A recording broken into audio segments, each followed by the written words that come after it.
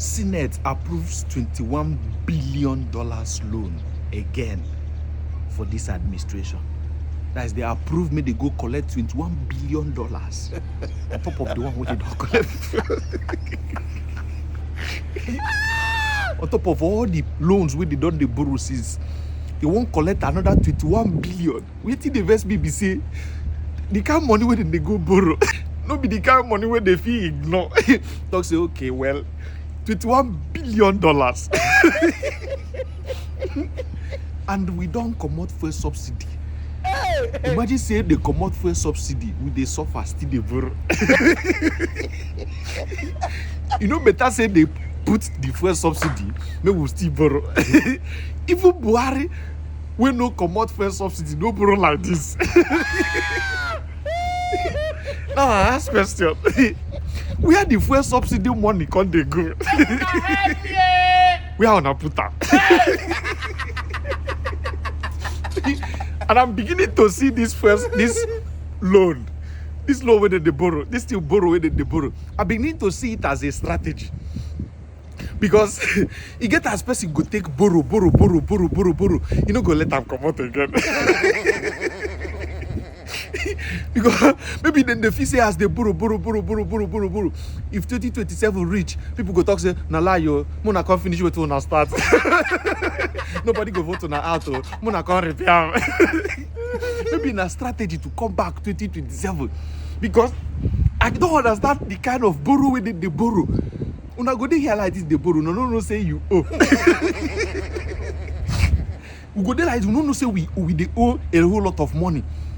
Because when these people where we they borrow money from go come, when they go come attack, you go just declare all Nigeria, say everybody, every household, every individual. You know, say they always divide them. Individual adults this side, children this side, women this side. You they say for Tunde Not page now, you will say women give men 60,000, men give women 80,000.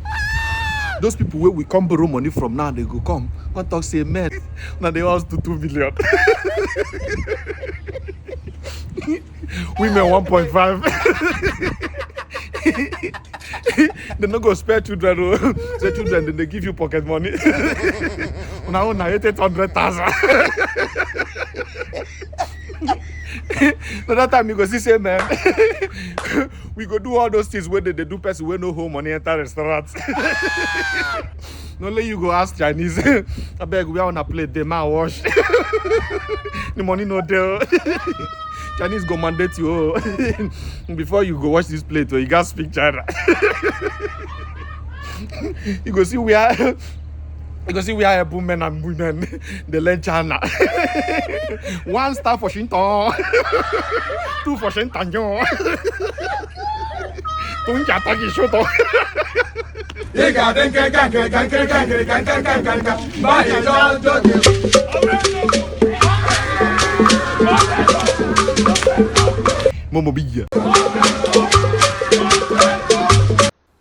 I campaign on removal of subsidy. Remember. But I said, one, there's a corruption associated with the subsidy that you need to remove first. If you had removed it, that's what I said, yes, but it was done in a disorganized manner. So everything is about organization. There's a corruption associated with it that you need to remove first to know the actual subsidy and organize how you can gradually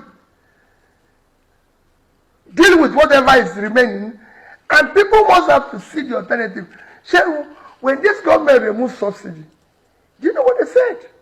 They said it's to stop borrowing, to suspend it. But this government has borrowed more than government of Yaradua, Jonathan, Buhari put together. As at the time Buhari left, our debt was about 80 trillion. Today we're almost 180 trillion. Without anything to show for it. Is it a crime to borrow as a government? No. These are part of the laws I want to change. we must now make a law that all borrowing must be for investment. In critical areas of development, you don't borrow for consumption. We've done that. You waste everybody's time. Saying I'm as a businessman, there's nothing wrong with borrowing. If I borrow to build factory, it's different if you borrow to bury your father. Because your father is of no value. It's gone. It's just consumption. That's why I keep saying that I want to move this country from consumption to production. For example, what would you borrow? Right from the time I was a member of Jonathan's economic management team, I've consistently maintained that we need to remove subsidy. Because for me, it's organized crime. People were just stealing the resources of the country. And that crime has to stop. And I showed my own position in empirical data to show that the amount of fuel we consume is totally far ahead what we are supposed to consume. I showed it in data, comparing with countries like Pakistan, and it's very clear. So I maintained about its removal. And throughout my campaign, go and read my manifesto, I maintained about its removal. If you have a toothache and you go to a dentist, there's a difference between removing your tooth by applying anesthesia, which will alleviate your pain, and just pulling it out. The difference is that I believe it should be removed with conditions, and that condition has to be applied. If I was involved, I would have shown in empirical statistical data how much we are going to save, where we are going to apply it, the gains for the people, so they can, just like I said all throughout my campaign, that I'm going to govern the people by being open, showing them empirically verifiable facts on how the country can be better, and everybody can follow it. Yes, that's what I would have done. That's why, what are those conditions? That's why I said I would have, go and read my data. I said I'll bring back everything, fiscal viability. There's things you need to do. There's things you need to show. Even when Jonathan was removed it, that was when they came up with Shopee, all of things. Yes, conditions. It's there.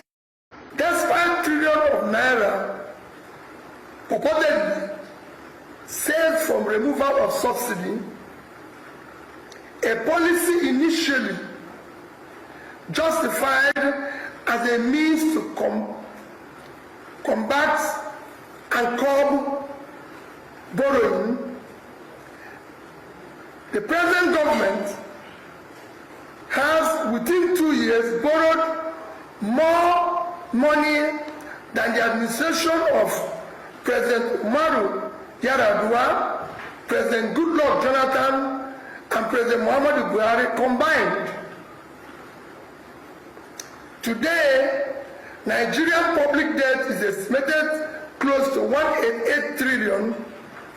Nigerians were informed that the debt and the borrowings was to fund critical areas of development, which are education, health, and pulling people out of poverty.